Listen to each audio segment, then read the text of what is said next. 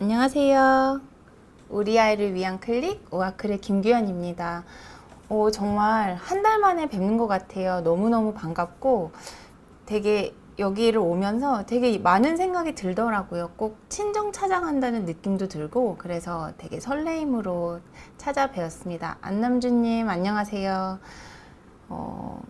제가 원래는 이제 7, 8월을 격주로 좀 진행을 하겠다고 말씀을 드렸어가지고 7월은 격주를 했는데 8월은 제가 셋째 주에 하려고 그랬더니 이게 대체 공휴일이 되면서 또 한 회를 쉬게 돼가지고 정말 오랜만에 뵙습니다. 통계는 내 운명님, 크롱프렌즈님, 대구 랭커님, 레니 라라님 모두 정말 너무 오랜만에 뵙는 이름이라서 너무 반갑고 또 그동안 잘 지내셨는지 너무 궁금합니다. 크롱프렌즈님은 댓글 제 거에 너무 많이 달아주셔서 늘 너무 감사하게 생각하고 있습니다. 재환 PD님 믿고 보는 재환 PD님이니까 PD님 저 오늘 잘 부탁드립니다. 오늘은 제가 계속 지금 이제 예방주사에 대해서 하나씩 조금 주제를 가지고 오고 있는데 오늘은 수두 예방주사를 가지고 얘기를 좀 나눠보려고 합니다. 수두와 대상포진은 똑같은 바이러스 때문에 일어나는 거기 때문에 제가 뒤에서 대상포진 얘기도 같이 드릴 거예요. 실은 수두 예방주사 얘기가 나오면 제가 되게 마음이 힘든 일이 있었어요. 이제 네이버에 제 이름을 검색을 제가 가끔 심심해서 해보면 이제 2016년도에 인터뷰했던 것들이 굉장히 많이 나오더라고요. 뭐 뉴스든 뭐 라디오든. 근데 그때 제가 수두에 대해서 예방주사에 대해서 이제 누군가가 어떤 기자님께서 저한테 자문을 구하신 적이 있었어요. 왜냐하면 제가 이제 뒤에서 계속 얘기를 나오겠지만 우리가 예방주사를 맞는 이유는 가장 큰 1번의 목적은 그 병에 안 걸리게 하는 게 1번 목적이고 2번은 설사 걸렸다 하더라도 증상이 약하게 지나가기 위한 거가 이제 목적이고 그러한 것들을 통해서 결국 내가 속한 집단 내에서의 그 질환을 줄이는, 그러니까 우리가 요즘 많이 듣잖아요. 뭐 군중면역 이러한 부분들까지 위해서 이제 저희가 예방주사를 맞는 건데 실은 수두 예방주사를 저도 맞았었는데 제가 아직도 기억이 나요. 수두에 걸려서 유치원을 못 가고 핑크색 로션을 바르면서 엄마가 저한테 얼굴 긁으면 안 돼. 이거 딱지 떨어지면 얼굴에 흉나. 이렇게 하셨던 말씀이 아직도 기억이 나요. 그래서 수두 예방주사는 맞아도 걸린다라는 얘기가 있었고 그래서 이제 정말로 뭐 극한의 엄마들 있잖아요. 이제 예방주사에 대한 불신이 많으시고 자연주의를 아이로 키우겠다 이렇게 하시는 분들께서는 정말 심한 경우에서는 수두 파티를 연다는 얘기를 제가 들었어요. 그래서 어떤 아이가 동네에서 그 수두를 걸린 애가 있다. 그러면 그 아이를 기점으로 수두 예방주사를 안 맞은 애들이 다 모여서 파티를 연대요. 그래서 자연적으로 수두에 걸리게 해준다라고 얘기를 했는데 정말 그거는 의사로서는 하지 말라고 말씀을 드리고 싶은 게 이제 뒤에서도 같이 설명을 드릴게요. 어쨌든 이러한 일 때문에 수두 예방주사를 맞자 말자 뭐 한 번 맞냐 미국처럼 2번 맞자 얘기가 굉장히 많아서 저한테 기자분께서 자문을 구하셨는데 맞아도 수두에 걸리는 일이 많다 이런 식으로 얘기를 했는데 뒷부분에서 어떤 분이 다른 분이 수두는 안 좋은 백신다라는 얘기를 하는 거랑 제 말이 이렇게 오버랩이 되면서 저희 이제 소아감염학회가 있어요. 대한소아감염학회가 있는데 거기에서 학술 이사님께서 저한테 전화가 오셨어요. 그러더니 김규현 선생님 아무리 수두가 우리가 다 이제 맞아도 걸리는 줄 알지만 그렇게 나쁘게 얘기를 하면 어떻게 하냐라고 얘기를 주셔서 저는 그렇게 얘기를 한 적이 없는데 그래서 막 그때 그 기자랑 막 싸우진 않지만 이렇게 컴플레인을 제가 하고 그랬던 기억이 나요. 그래서 수두 예방주사에 대해서 오늘은 같이 얘기를 하려고 합니다. 통계는 내운명님 수두 걸려서 몸을 긁다. 맞아요. 저도 그래서 다리에는 흉터가 하나 있는데 얼굴만 못 긁게 저희 엄마가 하셨었어요. 대구 랭커님, 네, 수두 파티를 여는 수도 있습니다. 윤희님, 미국에서 안전하게 잘 지내시나 모르겠어요. 요즘 마스크를 다 벗어가지고 건강하셨으면 좋겠고 아드님들도 다 건강하셨으면 좋겠습니다. 네, 진행을 해볼까요? 네. 이게 이제 제가 그때 인터뷰를 했던 2016년도에 나왔던 기사들이에요. 효과 없는 국내 영유아 수두 백신 논란, 예방 접종 횟수를 늘려야 되나? 왜냐면 우리나라는 돌에서 12에서 15개월에 한 번 맞도록 되어 있거든요. 근데 보시면 우리나라는 2005년부터 수두 예방 주사를 시작을 했는데 12년부터 다시 환자가 증가를 하고 있습니다. 그래서 이게 2011년도 여기 보면 6월인가 7월에 나온 기사인데 결국 이 해에 8만 명이 넘게 나왔습니다. 그래서 결국 2017년도에 최고 수치를 찍었고 이 이후로는 제가 아직 통계를 보지 못했는데 아직 수두 백신을 맞음에도 불구하고 병이 감소되는 게 아니라 오히려 약간 올라가는 추세를 보이고 있다라고 말씀을 드리고 있고 여기 보시면 연간 이렇게 돈을 많이 투입을 하는데도 효과는 13%밖에 없다. 13%밖에 없다. 근데 우리가 예방접종의 효과를 볼 때 뭘 보느냐가 굉장히 접종 종류마다 틀리고 또 연구마다 조금씩 다르고 같은 실험실적 방법을 쓰더라도 또 실험실마다 다르기 때문에 이게 굉장히 애매한 얘기인 것 같아요. 그래서 수두에 대해서 먼저 좀 얘기를 해볼까 합니다. 수두는 뭘까요? 수두는 DNA 바이러스예요. 그래서 이러한 가족에 속한다라고 얘기를 하는데 어쨌든 바이러스는 다 자기가 속한 가족이 있어요. 그리고 참 재미난 건 수두는 다른 동물은 걸리지가 않습니다. 인간이 유일한 병원소이기 때문에 동물을 통해서 감염이 된다거나 그럴 위험은 없고요.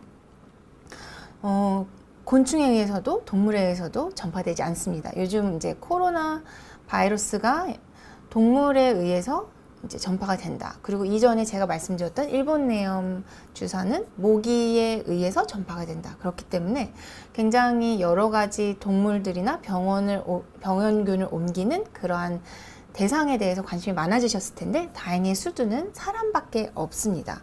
그리고 상기도 점막, 그러니까 코 안의 점막, 입 안의 점막, 그리고 결막, 여기 눈 쪽을 통해서 감염이 돼서 가장 흔한 거는 비말 감염이죠. 그래서 수두에 걸린 아이의 뭐 침방울이라든지 여러 가지 재채기 할 때 나오는 비말들에 의해서 또는 이제 수포에 바이러스가 있는 경우에 그 수포가 터지면서 또는 대상포진의 수포, 흔하진 않지만 대상포진의 수포 안에 있는 바이러스가 접촉이 되면서 걸릴 만한 그러한 환경을 가지고 있는 사람, 예를 들면 면역이 저하가 됐다거나 또는 예방주사를 맞지 않은 사람들이 걸릴 수가 있게 되는 거죠.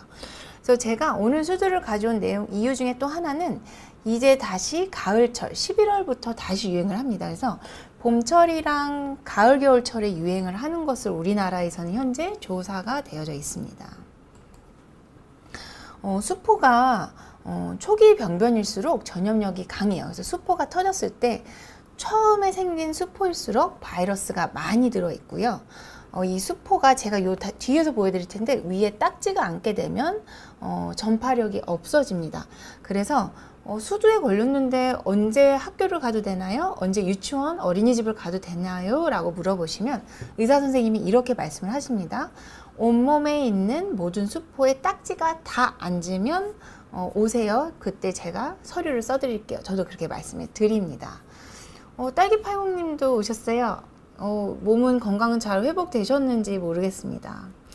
어쨌든 우리 모두 건강 조심해야 되는 시기인 것 같고요. 네, 전파 시기를 보면 발진이 생기기 하루 이틀 전부터 발진에 딱지가 않는, 즉 가피화가 될 때까지, 그러니까 발진이 생기고 나서 보통 4, 5일 정도가 걸린대요. 그 시기가 가장 전염력이 높고요.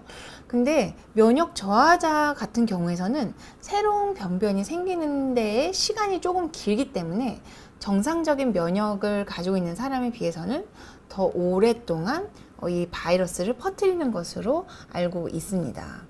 수두에 감수성이 있는 사람, 그러니까 아까 말씀드린 대로 면역이 저하되어 있거나 또는 접종력이 없거나 또는 수두를 앓은 적이 없는 사람들은 만약에 집 안에서 누군가가 수두가 걸려서 접촉을 했다, 그럴 경우에서는 90% 정도에서 그 사람도 수두가 발생한다고 합니다. 그러니까 굉장히 잘 옮는 질환이 되겠죠. 그래서 이러한 이유들 때문에 수두 접종에 대해서 얘기가 계속 많은 거고, 또 마저도 걸리거나 잘 퍼진다는 얘기가 이래서 생기는 것 같습니다. 수포는 성인 환자에서도 생기고 소아 환자에서도 생기지만 성인 같은 경우에서는 뭐 예를 들면 좀 컨디션이 저하된다든지 몸이 안 좋은 느낌 이러한 것들이 첫 징후인데 반면에 소아 같은 경우에서는 우리가 전형적으로 얘기하는 이러한 수포의 발진들이 첫 징후로 나타난다 합니다. 그래서 처음에는 이렇게 발갛게 반점이 생겼다가 이렇게 볼록볼록 솟아오르면서 수포가 되고 그 안에가 이렇게 농이 생겨요.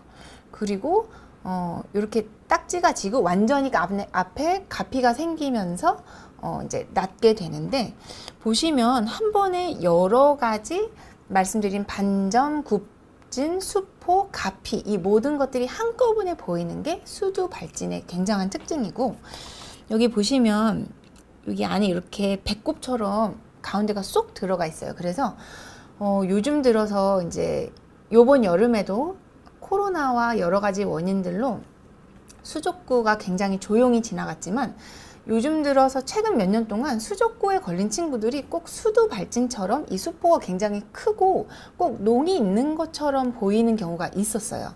그래서 수두와 이러한 수족구의 그런 애매한 병변을 구분할 때 가장 중요한 것 중에 하나가 이렇게 여러 가지 모양이 한 번에 보이느냐 그리고 이렇게 배꼽처럼 쏙 들어간 병변이 있느냐. 그래서 요거를 이제 영어로는 umbilication이라고 배꼽처럼 보이는 그런 병변이라고 얘기를 하는데 이게 굉장히 특징적인 수두의 병변이에요. 그래서 혹시 주변에 당신의 아이라거나 주변 아이들이 이거 수두인가? 라고 생각되실 때 이렇게 여러 가지 모양이 한꺼번에 보인다 싶으실 때는 수두를 의심하는 것이 좋습니다. 그리고 보통 머리 쪽에서 시작해서 몸통과 사지로 뻗어나가는 특징이 있고요. 그래도 잘 보이는 것은 주로 몸통이기 때문에 몸통의 병변이 굉장히 많이 보입니다. 특징적으로 굉장히 가렵죠. 근데 이제 요즘 코로나 예방주사 때문에 뭐 체액 면역, 세포 면역 여러 가지 들어보셨잖아요. 이 두 가지 면역 체계가 완전히 작동을 해야 우리 몸에서 다음에 그 아이들이 들어왔을 때 완전하게 얘네들을 방어를 하게 되는데 다행히도 수두는 한 번 걸리게 되면 체액 면역과 세포 매개 면역을 유도해서 첫 번째로는 지금 들어오는 바이러스들을 막아주고 그 다음에 걔네들이랑 싸워주고 그 다음에 들어왔을 때 나 이거 옛날에 본 적이 있어 라고 하면서 대량으로 얘네들을 싸워주는 군인세포를 만드는 특징을 가지고 있어요. 그래서 재감염이 걸리지 않습니다. 그래서 수두를 한 번 정말로 걸렸다 하면은 그 다음에 수두를 맞아야 되나요? 아닙니다. 수두는 맞는 것보다 걸리는 게 더 좋은 예방주사이기 때문에 혹시나 수두에 걸린 적이 확실히 있으신 분들은 병원에 가셔서 그걸 반드시 진단을 받으시고 서류를 남겨놓으시는 게 나중에 수두에 대한 예방주사를 증명해야 될 때 예를 들면 미국에 유학을 가신다거나 외국에 유학 가실 때 수두에 대한 예방주사의 그 증명을 원하는 경우가 많이 있어요. 그래서 그런 경우에서는 그거에 굉장히 중요한 지표가 되기 때문에 꼭 진단령을 남겨놓으셔야 되고요. 병원에서. 그래서 걸리셨다면 주사를 맞으실 필요는 없으십니다. 근데 세포 면역이 저하되면 우리 몸의 수두는 바이러스가 들어왔다가 우리가 이걸 이겨내더라도 신경절 속에 숨어 있어요. 그러다가 우리 몸의 세포의 면역이 저하가 되면 대상포진이라는 다른 이름의 질환으로 병이 생기게 됩니다. 대상포진 많이 들어보셨죠? 몸에 굉장히 아픈 띠를 이루고 잘 나으면 다행이지만 굉장히 일부에서는 이것 때문에 신경통이 굉장히 심해서 막 옷도 못 입고 일상생활을 못 하시는 분들까지 생겨서 나중에는 신경을 차단하는 일까지 생기고 정말 이것 때문에 너무 힘든 일을 겪으시는 분들이 많기 때문에 또 이 부분도 뒤에서 한번 말씀을 드릴게요.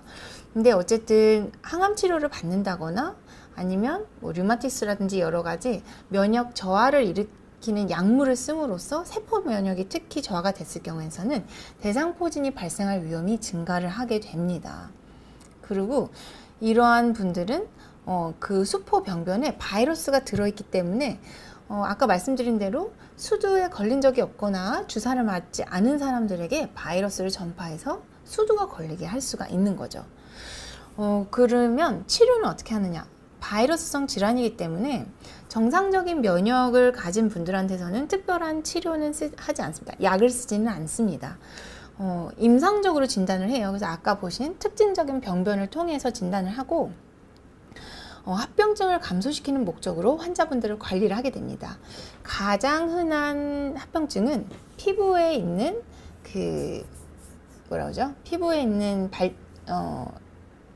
병소에 2차 세균 감염이에요. 왜냐하면 가려서 긁다가 균이 들어가는 거죠. 그래서 우리가 가려서 긁기 때문에 2차 세균 감염을 피하기 위해서 칼라민 로션이라고, 요거는 이제 처방 없이도 사실 수 있어서 저 같은 경우에는 수족구가 걸려서 좀 가려워하는 친구들한테도 가끔 칼라민 로션을 사서 바르라고 말씀을 드리는데, 핑크색이에요. 그래서 이 약을 바르면 진짜 허옇게, 꼭 왜 그 선크림, 백태 있는 선크림을 바른 것처럼 핑크색으로 거기가 이제 남아 있습니다. 씻을 때까지. 그래서 그 로션을 도포하도록 하고 있고, 그러니까 물을 담근 목욕이 아니라 잘 깨끗하게 위생 관리를 하시고, 손톱을 깎아서 이렇게 긁어도 상처가 나지 않게 도와주시는 게 가장 중요하고, 너무 가려워서 어떻게 칼라민 로션으로는 해결이 안 되는 경우에서는 드레싱을 한다든지 먹는 항히스타민제를 통해서 이게 소양증을 조금 가라앉혀주는 이러한 치료를 하고 있습니다. 안남주님, 대상포진 주사 엄청 비싸죠. 이게 아마 우리나라에서 60세인가 65세 이상에서는 이제 싸게 해주는데, 좀 젊은 연령에서 맞으시려고 하면은 돈을 다 내시고 비급여로 맞으셔야 돼서 그런 것 같습니다. 그래서 어쨌든 임상적으로 진단을 하고 합병증을 최소화시키는 목적으로 저희가 치료를 하고 있습니다. 근데 제가 이제 또 기사를 찾다가 일주일 정도 전에 이런 기사를 봤습니다. 코로나 난리 속에 수두 백신 효과가 절반으로 뚝. 이거는 코로나 때문에 수두의 백신 효과가 떨어졌다는 얘기가 전혀 아니고요. 코로나 예방주사 얘기가 나오면서 우리가 이게 과연 효과가 있느냐, 베타에 대해서 있냐 없냐 얘기가 많잖아요. 이러면서 백신들의 효과가 어떠냐에 대한 얘기가 이제 다시 대두가 된 거예요.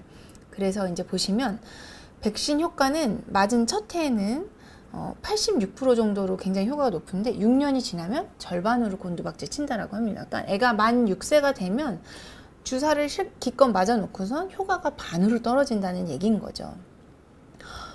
그러면 이거에 대해서 우리가 어떻게 해야 되느냐, 이거에 대해서 얘기가 좀 나오고 있는데요. 오는 13일에 이제 조널 오브 코리안 메디컬 사이언스라는 논문에 이 수두 백신에 대한 서울대 교수님께서 쓰신 논문이 게재가 된다고 해서 저도 이게 나오면 좀 읽어보려고요. 수두 백신은 우리나라에 2005년부터 아까 말씀드린 대로 국가 예방접종에 포함이 됐습니다. 그래서 아이가 돌이 지나면 맞는 돌 접종 중에 MMR, 홍역볼고리 풍진, 제가 2회 전에 말씀드렸던 그 생백신이랑 같이 맞는 수두 생백신입니다. 그래서 12에서 15개월 사이에 모든 영유아들이 우리나라 같은 경우는 한 번 맞고요. 접종률이 굉장히 높아요. 97%라고 합니다.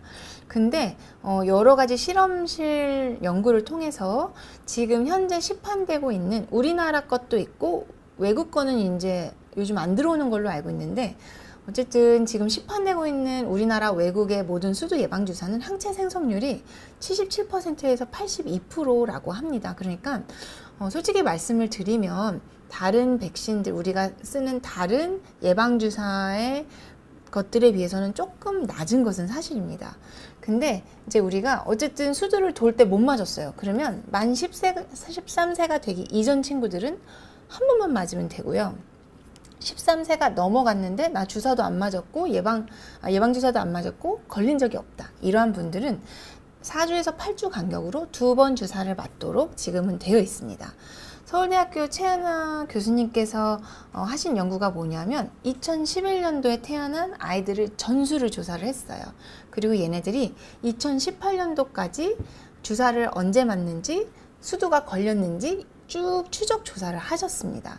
그리고 접종을 했던 아이들이랑 안 했던 아이들을 조금 후양적으로 비교를 하셨대요. 그래서 얘네들이 어떠한 결과를 낳는지 연구를 하셨는데 2011년도에 총 42만 명 정도가 태어났고, 이 중에서 97% 이상에서 수두 예방주사를 한 회 이상 접종을 받았습니다. 여기서 한 회 이상이라고 얘기를 하는 이유는 외국에 할 수 없이 가야 되는 애들이 있어요. 뭐 아빠 때문에 외국을 간다든지 또는 이제 미국에 있는 학교에 뭐 한동안 썸머스쿨 이런 거 가는 친구들이 많이 있었잖아요. 여름에 영어 배운다고. 또는 외국인 학교에 가야 되는 아이들, 유학 가는 아이들.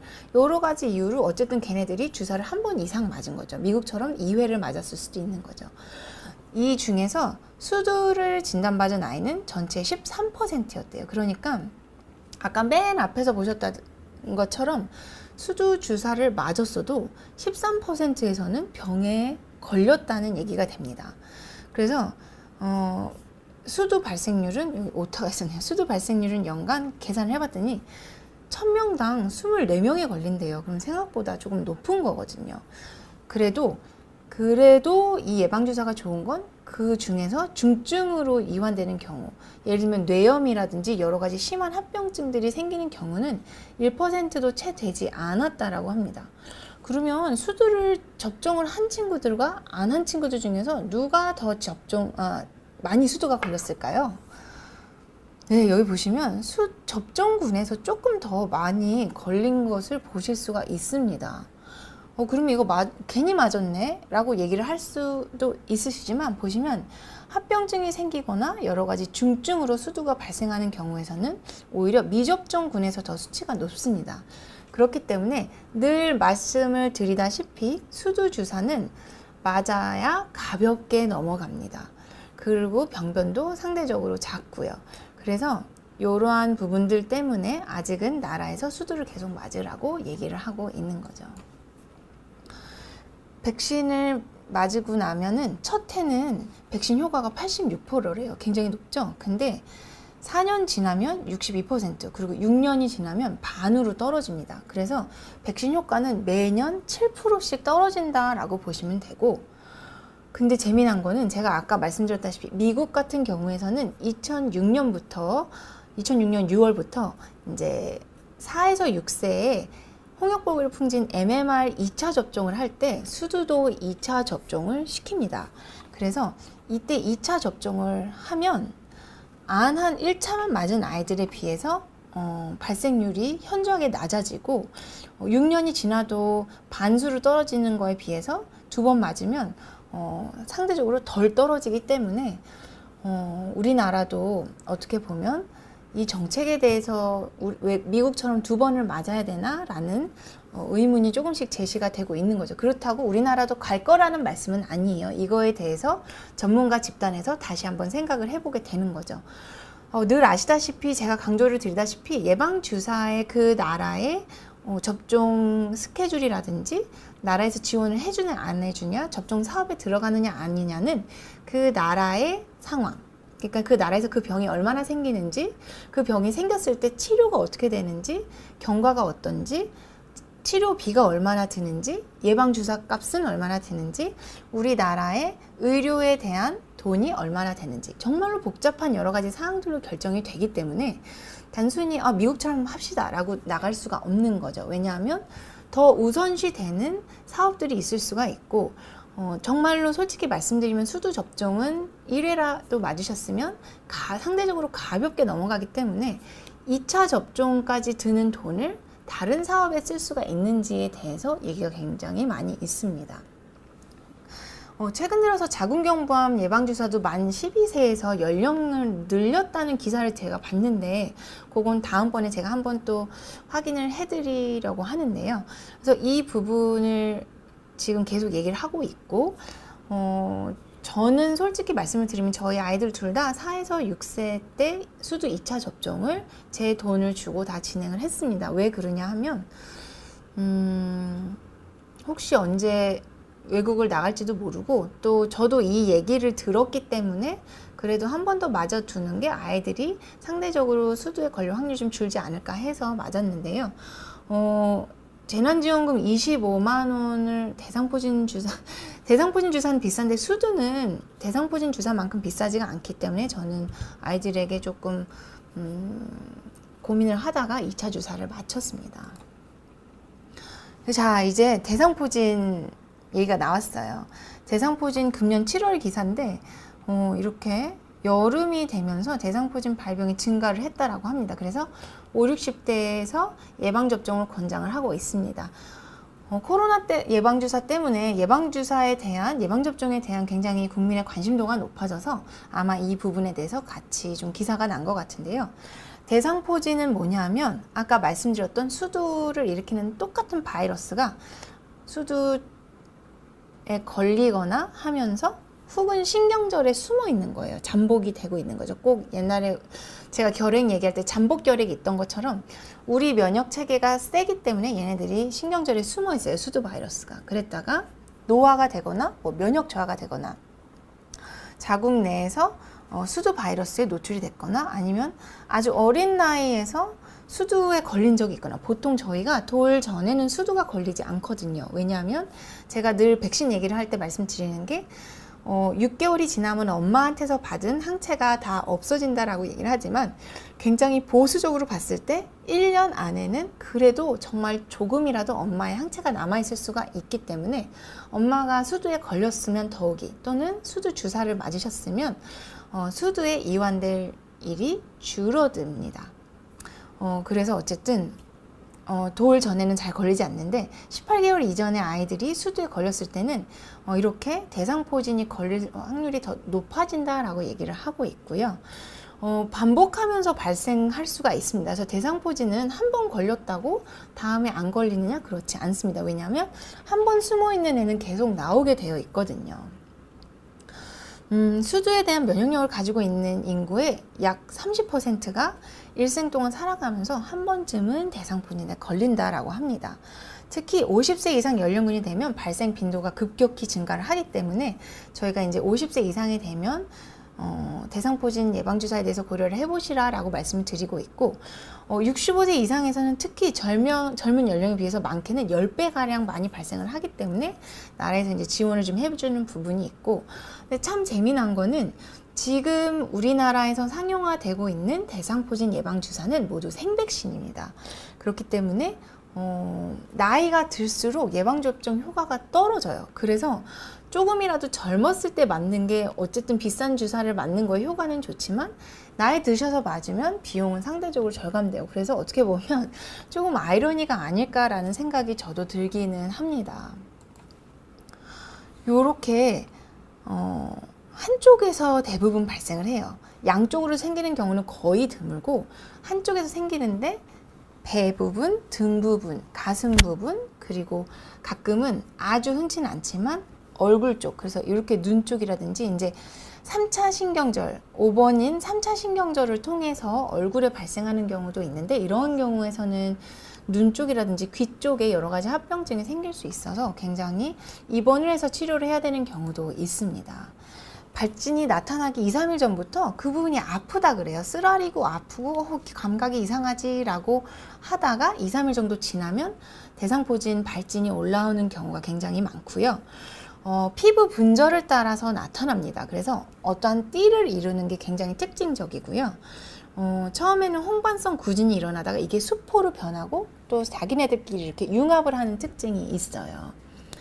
3월에서 5일 동안 수포가 계속 심해지다가 일주일에서 열흘 정도 되면 가피가 앉고 좋아지는데요. 피부가 완전히 정상으로 돌아오는 데까지는 한 달까지도 걸릴 수가 있고 정말로 극히 일부분이지만 신경 차단술을 받으셔야 될 정도로 이 신경에 이상이 생기시는 감각에 이상이 생기시는 분들도 있다라고 합니다. 그리고 정말 다행인 것은 소아에서는 거의 나타나지 않고 저도 소아과에서 진료를 본 시간이 아주 길진 않아요. 2009년부터 17년, 한 17년, 16년, 17년 정도 환자를 봤지만 어린이 대상포진은 본 적이 없는 것 같아요. 소아에서는 흔치가 않고 나이가 많을수록 많이 생기고 특히 65세가 넘으면 젊은 사람들에 비해서 10배 정도 증가를 한다. 대상포진도 백신이 있습니다. 네, 계속 아까 말씀드린 비싸다라고 말씀을 하실 수가 있고 저희가 수두에 포함된 바이러스 주와 같은 바이러스를 사용을 하는데 수두 예방주사에 있는 바이러스의 10배 이상의 굉장히 많은 양의 바이러스를 가지고 만든 백신이고 생백신입니다. 그래서 지금 뭐 몇 가지 제약회사에서 만든 것들이 있는데 다 생백신이기 때문에 효과에 대해서는 많은 의사들이 반신반의를 하면서도 어쨌든 안 맞는 것보단 낫기 때문에 맞고 있으신데요. 단백질로 만든 주사가 있어요. 요즘 단백결합 예방주사에 대해서 또 이제 코로나 때문에 많은 관심이 생기셨죠. 대상포진도 여태까지는 생백신만 있었는데 아마 빠르면 금년 안에 GSK라는 회사에서 나온 대상포진 단백결합 주사가 나오는데 요거는 다른 대상포진 주사들이랑 다르게 2회 접종을 하도록 되어 있습니다. 대상포진은 생백신이기 때문에 한 번만 맞으시는 거고요. 새로 들어올 주사는 2번인데 굉장히 효과가 좋기 때문에 CDC에서는 생백신을 맞았어도 맞을 수가 있으면 이 주사를 다시 맞아라 라고 권고를 한 적도 있다라고 합니다. 우리나라에서는 60세 이상 성인을 대상으로 맞춰주고 있네요. 죄송합니다. 65세가 아니라 60세고 대상포진을 혹시 앓으셨는데 주사를 맞아야 되겠다라고 하시는 경우에서는 대상포진에서 완전히 회복되시고 6개월에서 1년 정도 지난 후에 접종하실 것을 말씀을 드리고 있습니다. 그러면 대상포진에 대해서는 제가 이 정도만 하고요. 제가 굉장히 많이 들었던 질문들을 한 2가지 정도 드리려고 해요. 수두에 걸린 사람이랑 접촉을 했어요. 어떻게 해야 되죠? 우리 아이가 친구랑 만났는데 어제 만났는데 오늘 얘기를 들어보니까 수두에 걸렸대네요. 우리 아이가 수두를 앓은 적이 있거나 수두 예방주사를 받았으면 특별한 조치가 지금은 필요 없으십니다. 다만 우리 아이에게서 어떠한 병변이 나타나는지는 좀 유심히 관찰을 하셔야겠지만 앓았거나 수두 주사를 맞았으면 수두에 걸린 사람을 만났어도 걱정 안 하셔도 되시고요. 어쨌든 바이러스에 노출된 다음에 발진이 나타나는 데 기간은 저희가 잠복기라고 얘기를 하는데 10일에서 21일, 3주까지 걸릴 수가 있고 대개는 2주 안에 증상이 나타나기 때문에 수두 걸린 사람과 접촉을 했을 경우에서는 예방주사를 맞았거나 어렸을 때 수두를 앓으신 분은 걱정 안 하셔도 되지만 2주 정도까지는 그래도 잘 관찰을 하셨으면 좋겠고요. 만약에 수두 감수성이 있는 사람, 수두 백신을 맞은 적이 없거나 수두를 앓은 적도 없다. 이러한 분들은 노출 후에 3일 이내에 수두 백신을 맞으시면 그 사람이랑 만나고 나서 3일 이내에 수두 백신을 맞은 경우에서는 수두에 걸릴 확률이 급격히 감소하기 때문에 이러한 팁도 같이 말씀을 드립니다. 이런 질문도 많이 받았어요. 선생님, 수두 접종 생백신이라고 그러는데 어린이집 보내도 돼요? 우리가 수두 접종에 절대 맞으면 안 되는 군 중에 하나가 임산부예요. 왜 그러냐면 홍역볼고리 풍진도 그렇고 수두도 그렇고 우리가 어쨌든 생백신을 주기 때문에 생백신이라는 거는 저희가 이제 야생주라고 부르죠. 정말 병을 일으키는 그 바이러스를 여러 번 병에 안 걸리는 상태로 독성을 없애는 상태로 개대 배양을 해요. 계속 자손을 번식을 시켜서 이제 그 바이러스가 독성을 쫙 빼게 만드는데 그 바이러스가 다른 사람에게 전파될 그 바이러스가 임산부한테 들어와서 병을 일으킬 아주 일부의 가능성 때문에 임산부한테는 안 맞추고 있거든요. 근데 미국 산하의 어떤 기관 중에 백신의 안정성을 모니터링하는 기관에서 여태까지 홍역볼고리 풍진 주사라든지 수두 주사를 임신한지 모르고 임신이 된지 모르고 실수로 맞았던 경우에서도 바이러스에 의한 병이 발생하지는 않았다라고는 보고는 되어 있지만 어쨌든 임산부는 지금 안 주고 있고요. 백신 바이러스가 다른 사람에게 전파될 가능성은 극히 드뭅니다. 그렇기 때문에 원칙적으로는 수두 접종을 했어도 아이 컨디션이 괜찮고 열도 안 나고 그런 경우에서는 어린이집에 보내셔도 되긴 하지만 아주 극히 드문 일이지만 혹시 수두 접종을 했는데 수두 접종하고 나서 수두 발진이 났다. 그럴 경우에서는 정말 드물지만 이 접촉 때문에 백신 바이러스가 옮아서 수두가 걸린 경우가 아주 희귀하게 보고가 됐기 때문에 어쨌든 조심하라 라고 말씀을 드리는 거고 발진 여부를 계속 잘 보셔야 된다는 것 말씀을 드리고 싶습니다. 여기까지가 제가 준비한 내용이고요. 오랜만에 질문을 한번 보도록 하겠습니다. 통계는 내운명님, 5년 전에 대상포진 예방주사 맞으셨는데 아까 말씀드린 대로 생백신이기 때문에 다시 맞으실 필요는 없으십니다. 근데 뭔가 그래도 불안하다 하시는 경우에서는 새로운 대상포진 예방주사가 들어왔을 경우에 2회를 채워서 맞으시고 싶으시면 맞으셔도 되십니다. 근데 다시 한번 말씀드리지만 반드시 맞아야 되는 것은 아닙니다. 어릴 때 수두에 걸린 적이 없으면 대상포진도 걸리지 않을 확률이 높습니다. 근데 어릴 때 수두에 걸리지 않았다 하더라도 아까 보셨잖아요. 백신을 맞았어도 30%에서는 대상포진이 나타나는 경우가 있다라고 하기 때문에 혹시 수두 예방주사를 맞으셨다라고 그러면 대상포진에서 완전히 자유롭다라고 말씀을 드릴 수가 없고, 주사도 안 맞았고 수두도 안 걸렸다. 그런 경우에서는 수두에 걸리실 수 있는 확률도 있으세요. 나중에 진짜로 엄청 연세가 많이 드셔서 그런 경우에서는 수두에 걸리실 수도 있기 때문에 기회가 되신다면 대상포진 예방주사를 맞으실 연령이 되시면 맞으시는 것도 추천을 드립니다. 이번 해 독감 예방주사는 언제 맞는 게 좋을까요? 윤희님 정말 굉장히 중요한 얘기인 것 같아요. 작년에 저희가 독감 예방주사를 굉장히 많은 연령층한테 맞추기 시작했잖아요. 작년에 참 사고도 많고 문제도 많았는데 어쨌든 저는 개인적으로 독감 주사를 보통 10월 중순 정도 맞으시라고 많이 말씀을 드렸었어요. 10월 중순에서 말 정도.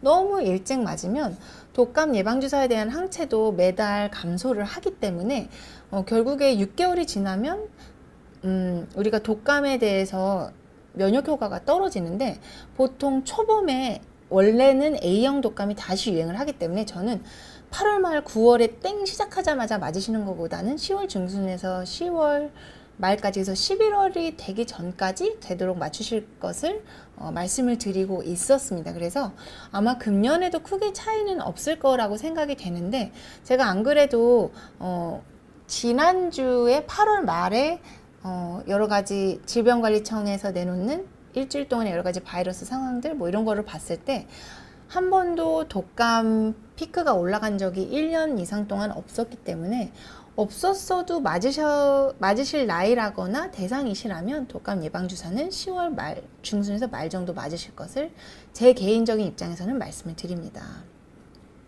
아이고 빈님, 1년 반 전에 알았던 대상포진 후유증이 이비인후과 쪽으로 있으시군요. 귀 쪽이신가 본데 몸이 약해지시면 좀 심해지신다고요? 화이자 코로나 백신의 절대적인 금기 사항은 아마 선생님이랑 상의를 하셔야 되겠지만, 대상포진 후유증이 남아있으시다 그래서 코로나 예방주사를 못 맞으시는 거는 아닙니다. 그래서 저는 맞으셔도 된다라고 생각이 되는데, 꼭 다니시는 내과 선생님이라든지 주사를 맞으실 때 지금 컨디션을 말씀을 하시고, 옛날에 독감편에서 제가 말씀을 드렸는데, 예방주사를 맞기 전 며칠 동안 어떻게 잠을 잘 자고 어떻게 내 컨디션 관리를 하는지에 따라서 항체 반응이 어떻게 나타나는지가 결정이 된다라고 하더라고요. 맞는 당일도 중요하지만 맞기 전 며칠 동안 잠도 푹 주무시고 건강한 거 좋은 거 많이 드시고, 그 다음에 술 같은 거 하지 마시고 컨디션을 최상으로 만드시고 예방주사를 하실 것을 권유를 드리고, 반드시 이런 후유증이 있다는 것을 말씀을 드립니다. 원칙적으로 계란 알레르기가 있어도 백신 맞아도 된다라고 얘기를 하고 있거든요. 왜냐하면 계란에서 바이러스를 키우는 게 아니기 때문에. 근데 일부에서는 화장품에 어떤 성분이 있으면 알레르기 반응이 일어날 수 있다 얘기가 많기 때문에 반드시 주사를 맞으시기 전에 맞으시는 선생님과 상의를 하시고 맞으실 것을 말씀을 드립니다. 태호팡님, 단수포진 헤르페스 HSV 1, 2형 치료제 개발 소식. 치료제는 지금 개발 소식까지는 제가 잘 모르겠는데, 헤르페스에 대해서 제가 다룰 기회가 있다면 이 치료제에 대해서도 한번 같이 좀 다루어 드릴게요. 근데 솔직히 제가 말씀드리면 최근에는 헤르페스의 치료제까지 제가 관심을 갖지는 못했습니다. 특히 소아에서는 헤르페스가 걸리는 일도 많지 않고 나타나도 입 주변에 조금 나타나는 정도이기 때문에 제가 아이들한테 치료제를 적극적으로 써본 적은 없어요. 그래서 이 부분은 나중에 제가 다룰 때 꼭 자세하게 다뤄서 궁금증을 좀 해결해 드리도록 하겠습니다. 죄송합니다. 김짧은님, 요즘에 마스크 매일 쓰고 나면 감기 안 걸리는데 독감 백신 안 맞아도 되겠죠? 이거는 제가 맞아라 맞지 말아라 라고 말씀을 드릴 수가 없을 것 같아요. 정말 이 말씀 맞습니다. 마스크 맨날 쓰고 거리두기 하고 손 맨날 씻고 맨날 소독하고 환기 맨날 하고 사람들이랑 만나도 침 튀기지 않고 마스크 쓰고 얘기를 하니까 감기 걸릴 일이 없어요. 감기 환자 없죠? 수족구 환자 없었죠? 작년에 독감 없었죠? 독감 주사 다 맞췄는데 독감 없었죠? 근데 없다고 그래서 안 맞아도 되느냐? 그것까지는 제가 맞아라 맞지 말아라 라고 말씀을 드릴 수는 없을 것 같습니다. 근데 저는 금년에 독감 백신 맞을 때 대상이 되면 저희 아이들은 맞출 예정입니다. 왜냐하면 혹시 모르니까요. 바이러스 같은 경우에서는 제가 재미난 논문을 읽었는데 그때도 제가 여러 번 말씀드렸는데 자기네들의 세력 다툼이 있다라고 그래요. 그래서 자기가 보기에 자기가 지금 유행을 해야 되는 시기인데 나보다 더 강력한 녀석이 있어요. 그러면 걔한테 자기의 유행 시기를 양보를 하고 기다리고 있다라고 합니다. 그래서 2000년대 2010년도인지 언젠가 제가 연도를 까먹었는데 그때 RSV라는 세포융합 바이러스가 원래는 이제 11월 달에 유행을 하고 12월부터 독감한테 자리를 내주는데 그때 너무 과하게 12월까지 유행을 한 거예요. 그래서 독감이 12월까지 맥을 못 추고 참고 있다가 RSV가 잠잠하니까 독감이 나중에 유행을 하더라라는 논문이 있었습니다. 그래서 어떻게 보면 지금 이 코로나19라는 사르스코브2라는 이 바이러스가 너무 강력한 아이기 때문에 모든 바이러스들이 약간 꽃길을 걸으셔서 하고 길을 터준 것 같아요. 근데 어쨌든 독감이 금년에도 유행을 할 거다 안 할 거다 아직은 잘 모르겠습니다. 계속 이렇게 우리가 마스크를 쓰면 확실히 전년도보다는 덜 하겠죠. 근데 안 맞아도 된다라고 정확히 말씀을 드릴 수는 없을 것 같습니다. 딸기80님 화이자 백신 1차 접종하셨어요? 아, 이제 10월에 2차 하시는군요. 독감이나 타 백신은 언제 접종하는 게 좋을까요? 예, 이거 굉장히 좋은 질문인데요. 처음에 화이자에서 내놓기로는 우리 거 맞고 최소 2주 띄고 다른 주사 맞아 라고 얘기를 했는데 최근 들어서 CDC에서 얘기를 하기를 만약에 한꺼번에 맞을 거다. 굳이 한꺼번에 맞을 필요는 없지만 만약에 여러 상황에 의해서 코로나 예방주사와 타 예방주사를 한꺼번에 맞아야 된다. 그런 경우에서는 같은 날 동시 접종해도 면역 완성에 큰 차이는 없다라고 얘기를 했습니다. 그래서 이거에 대한 논문들도 지금 계속 나오고 있어요. 왜냐면 어르신들이 뭐 폐구균 주사를 맞으시는 경우도 있고 아이들 같은 경우에서도 이제 뭐 다른 주사를 맞아야 되는 경우도 있고 성인이 맞는 많은 예방주사들 있잖아요. 뭐 자궁경부암, 대상포진 말씀하신 대로 여러 가지 주사들이 있는데 함께 맞으셔도 원칙적으로는 문제가 없습니다. 근데 원체 코로나 예방주사를 맞고 고생을 하시는 분들이 많이 있으시기 때문에 저는 개인적으로 너무 급한 상황이 아니라면 이거를 굳이 아이들처럼 동시에 접종을 해야 되는지는 잘 모르겠습니다. 그래서 딸기80님 10월에 접종 2차가 언제신지 모르겠는데 만약에 최근에 1차를 맞으셔서 6주 후면은 10월 둘째 주 정도가 되겠죠. 요즘 화이자 6주를 띄고 있는데 다시 4주로 당겨질 수도 있고 수급 상황에 따라서 달라질 수가 있기 때문에 독감 주사를 맞으실 거면 화이자 맞으시고 한 2주 있다 맞으시면 어떨지 싶어요. 왜냐하면 아시다시피 독감 주사 자체에 또 몸살길, 독감량 질환을 일으킬 수가 있기 때문에 저는 독감이랑 코로나 예방주사는 동시에 맞으시기보다는 좀 띄어서 맞는 게 본인이 그 백신 후유증? 백신을 맞고 나서 걸린 조금 컨디션 안 좋아지시는 거에 대해서 조금 더 나으시지 않을까라는 생각을 합니다. 통계는 내운명님, 벤돌린 흡입후 80% 나으셨으면 6개월 전보다 조금 줄어드셨네요. 마스크를 쓰면 답답한데 KF-AD 말고 덴탈 마스크.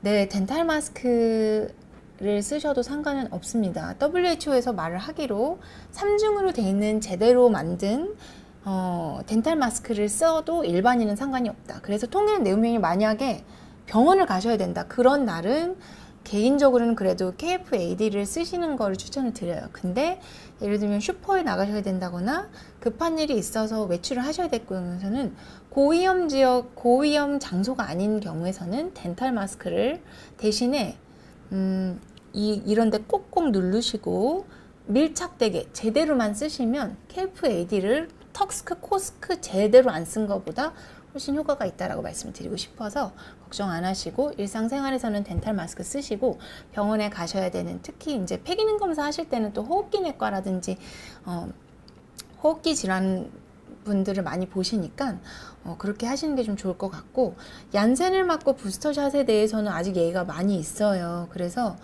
아마 조금 질병청의 여러 가지 발표라든지 또 이제 세간에 나오는 여러 가지 연구 결과들을 좀 지켜봐야 되지 않을까 싶습니다.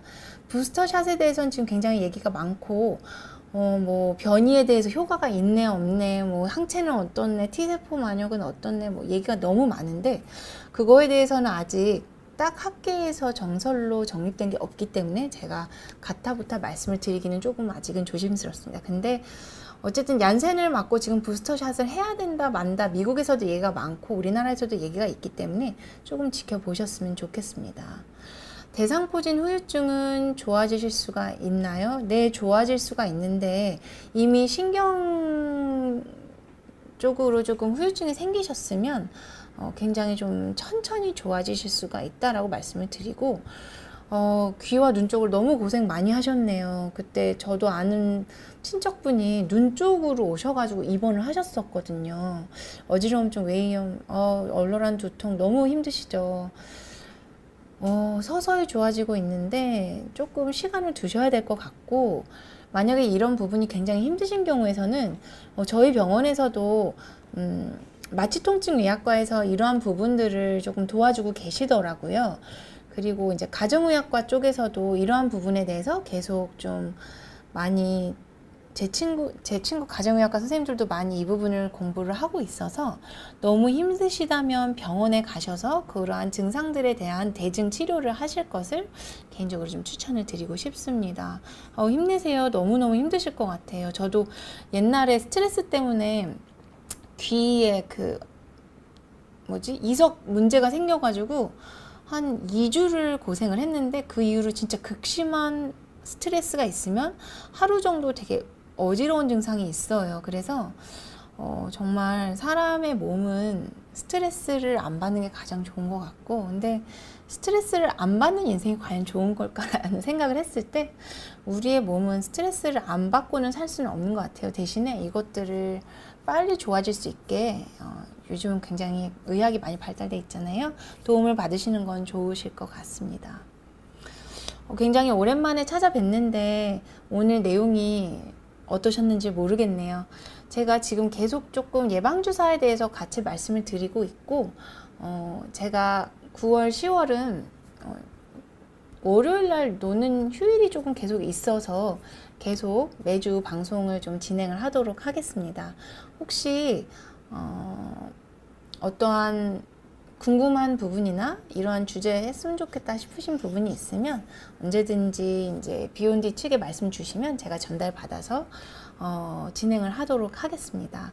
그리고 정말 죄송하지만 제가 하는 지금 일이 코로나 예방주사와 관련된 일이기 때문에 이것에 대해서 제가 세션을 진행을 할 수가 없어요. 그게 저희 회사의 규칙이거든요. 그래서 제가 명확하게 말씀을 드릴 수가 없지만 혹시 질문이 있으시다면 의사의 입장에서 객관적인 정보는 전달을 해드리도록 하겠습니다. 날씨가 점점 쌀쌀해지고 있어요. 아침 저녁으로 건강 조심하시고, 모기가 많더라고요. 저희 딸이 어젯밤에 5군데 물리고 오늘 유치원 가서 또 물렸어요. 가을 모기 더 독하니까 조심해 주시고요. 다음 주에 저는 또 건강한 모습으로 재밌는 주제로 찾아뵙도록 하겠습니다. 모두 또 건강한 일주일 되세요. 감사합니다.